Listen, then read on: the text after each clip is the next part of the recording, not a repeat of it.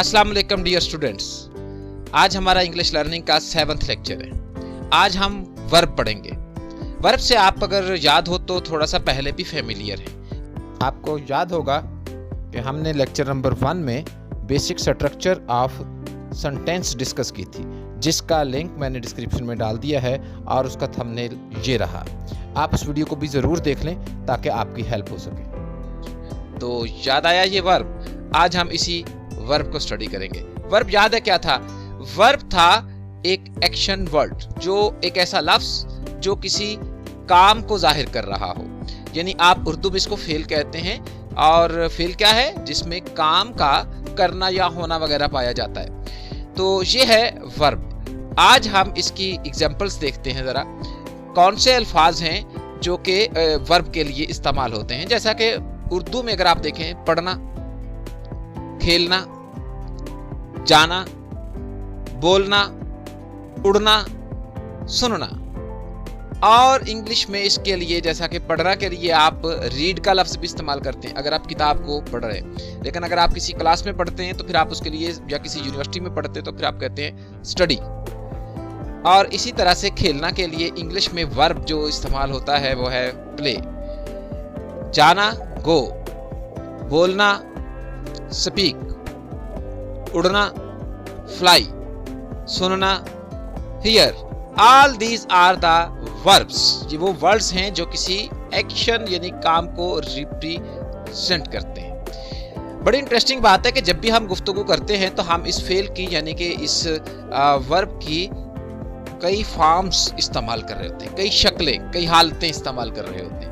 Example लेकर देखते हैं। जैसा कि आपने ये भी लफ्ज देखे, पढ़ना, तो आपको अगर याद हो तो आप हमेशा लफ्ज पढ़ना यूज नहीं करते। कभी आप ये भी कहते हैं पढ़ता था, तो पढ़ना ही से आपने पढ़ता था बना लिया। कभी आप कहते हैं कि पढ़ता है या पढ़ेगा, ठीक है।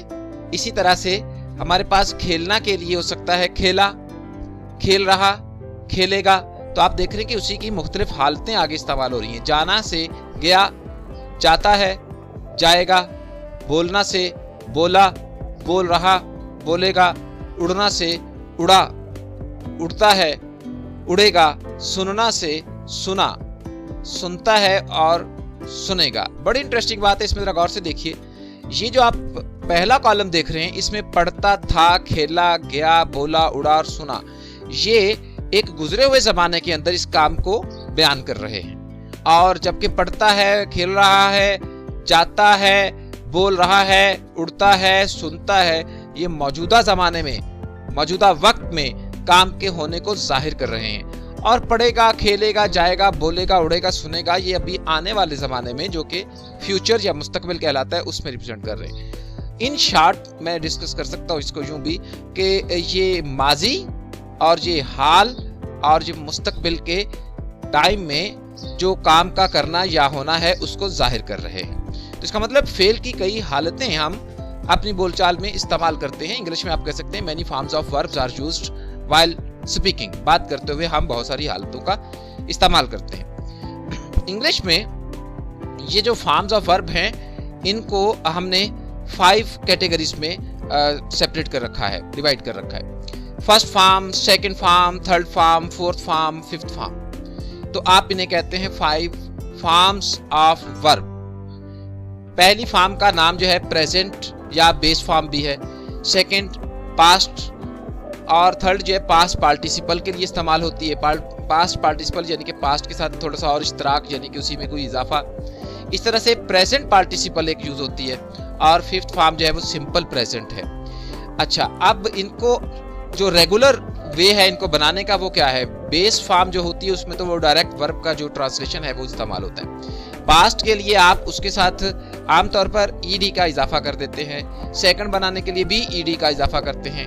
फोर्थ बनाने के लिए, जो कि किसी कंटिन्यूस या जारी काम को जाहिर करने के लिए इस्तेमाल होती है, उसमें ING का इजाफा कर देते हैं। और फिफ्थ बनाने के लिए कभी कभी S और कभी कभी ES का इजाफा करते हैं। इन दोनों में क्या रूल है, कब कौन सा इजाफा होगा, ये भी मैं आपको आगे चलकर बताता हूँ। एग्जाम्पल देखेंगे तो आपको ये ज्यादा वाज़ेह होगा।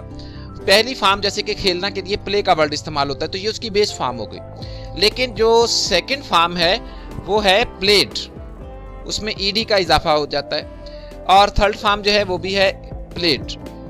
फोर्थ फॉर्म बनाने के लिए जो किसी कंटिन्यूस काम के लिए इस्तेमाल होती है उसमें हम ing का इजाफा कर देते हैं, यानी कि प्ले ही के साथ आपने ing का इजाफा कर दिया और प्ले के साथ s का इजाफा कर दें तो ये es यानी फिफ्थ वाली s या es वाली फॉर्म बन जाती है।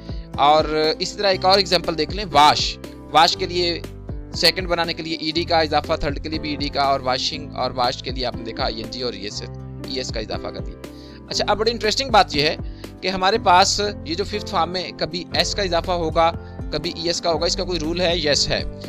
आपके अगर वर्ड्स जो हैं वो o या s या sh या ch या अगर x पर एंड हो रहे हैं, इन पांचों में से किसी भी लेटर पर एंड हो रहे हैं, तब आपने es का लास्ट पर इजाफा कर देना है। एग्जांपल में आप देखिए, गो गोस es का इजाफा, वाश sh पर एंड होता है es का इजाफा, और वाच ch पर एंड होता है es का इजाफा। गो में याद रखना o पर एंड हो रहा था, हमने es का इजाफा किया। पास s पर एंड हुआ es का इजाफा, बॉक्स x पर एंड हुआ es का इजाफा। ये वर्ड जो है मैंने इसलिए ब्लैक किया क्योंकि ये आपके पास x जो है इसमें मैंने एग्जांपल जाहिर करने के लिए बता दिया, लेकिन बॉक्स जो है ये वर्ब नहीं है, मैंने इसलिए इसको ब्लैक कर दिया। अगर आपको कोई ऐसा वर्ब मिले जो x पर एंड हो तो उसको कमेंट सेक्शन में जरूर जो है ना मेंशन करना।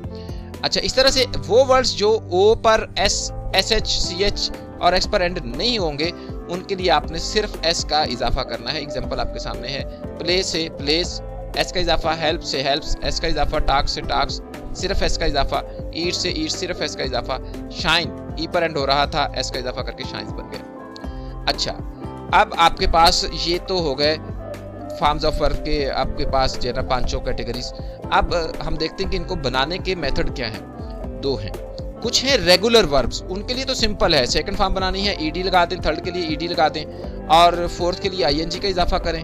लेकिन ing के इजाफे में ये याद रखना, अगर वर्ड में ऑलरेडी एंड पर e है तो e उतार कर ing लगाना है। और s या es का इजाफा मैं आपको एक्सप्लेन कर चुका हूँ। एग्जाम्पल देखते हैं, जमा करना ऐड, उसके लिए सेकंड और थर्ड के लिए ed का इजाफा किया, चौथे के लिए ing का और s का इजाफा पांचवी के लिए। और इसी तरह से अलाउ, अलाउड और अलाउड, सेकंड और थर्ड में आप देख रहे हैं ed का इजाफा है, चौथी के लिए भी ing का इजाफा है, पांचवी के लिए सिर्फ s का इजाफा, क्योंकि एंड पर आप देख रहे हैं उन पांचों में से कोई नहीं है। अच्छा, पूछना आस्क, अब आपने ed का सेकंड और थर्ड के लिए इजाफा कर दिया, फोर्थ के लिए ing का इजाफा कर दिया और s का इजाफा कर दिया पांचवी के लिए, तो ask, asked, asked, asking, asks बन गया।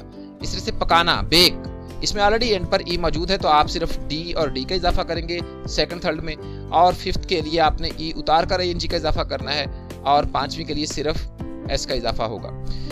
मांगना बैग, g से पहले e आ गया। आर्टिकल में भी ये बात मैंने आपको एक्सप्लेन की थी कि अगर कॉन्सोनेंट से पहले आपके पास वावल आ जाए तो फिर वो कॉन्सोनेंट डबल हो जाएगा, तो ये हो गया बैग्ड, डबल g फिर ed आया। यहाँ पर भी सेकंड थर्ड में भी यही हुआ, फोर्थ में भी डबल g आना है फिर ing आना है, लेकिन फिफ्थ में सिर्फ s का इजाफा होगा, ये रूल बन गया।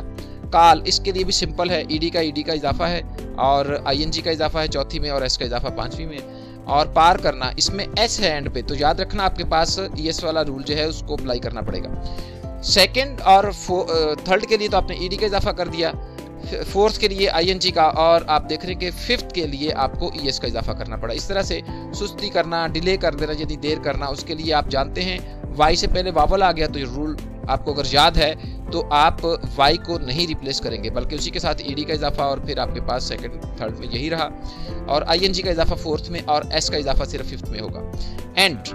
एंड खत्म करना, उसके लिए आपने ed का इजाफा कर दिया, फिर से ed का इजाफा कर दिया और ing का ये सिंपल रहा, s का इजाफा कर दिया। जोर देना, फोर्स करना, फोर्स के लिए आपके पास एंड पे ऑलरेडी ई मौजूद है तो सेकंड थर्ड में सिर्फ डी लगेगा, फोर्थ के लिए आप ई उतार कर ing लगाएंगे और फिफ्थ के लिए सिर्फ s लगेगा। तो यूं आपने रेगुलर वर्ब्स को देखा।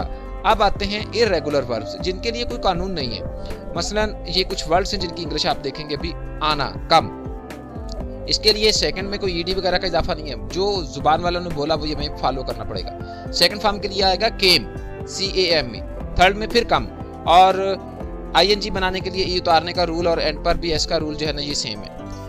सेकंड और थर्ड में ही आमतौर पर इरेगुलरिटी आएगी रूल में, ठीक है। जैसा कि बर्न से बर्न्ट, और इधर आप देख रहे हैं कि सेम रूल है फोर्थ और फिफ्थ में। और इसी तरह से देखना सी सा सीन, यहाँ पर AW और फिर EEN और फिर ING और ES का इजाफा, ये तो रूल के मुताबिक है, तो यहाँ आप देख रहे हैं डिफरेंट है। इसी तरह से पढ़ना, इसके लिए रीड रेड रेड, हालांकि स्पेलिंग रेड रेड के भी सेम रहेंगे और आगे रूल सेम है, तो कोई इनमें आप देख रहे हैं कि कानून नहीं है, लेकिन जो आपके पास उधर का मतलब के कन्वेंशन चल रही थी, हमें इसको फॉलो करना है। लिखना राइट, इसके लिए आएगा रोट, रिटन TEN वाला, और फिर राइटिंग में ई उतर चुका आप देख रहे हैं, और राइट्स में तो वही रूल है। इस तरह से पीना ड्रिंक ड्रैंक ड्रंक, बाकी दोनों 4th और 5th में सेम रूल है। जाना go, second form went, third form gone, और बाकी रूल सेम है। ES का इजाफा आप देख रहे हैं क्यों हुआ, क्योंकि लास्ट लेटर O था। है बी, इसकी जगह पर कभी कभी M भी इस्तेमाल होता है, R भी इस्तेमाल होता है। सेकंड फॉर्म क्या हो जाएगी, M के लिए या B के लिए वाज और R के लिए वार, लेकिन थर्ड जो है वो बिन होगी। और 4th फॉर्म के लिए आप देख रहे हैं ENG का इजाफा सेम है, और आपके पास इस जो है वो आ गया 5th फॉर्म के लिए, ये चेंज है थोड़ा। अच्छा, यहाँ पर ई नहीं उतरेगा, याद रखना, इरेगुलरिटीज आ रही है ना। हैव के लिए रखता है या किसी के पास कोई चीज हो, तो हैड और हैड, ये तो सेकंड थर्ड हो गई।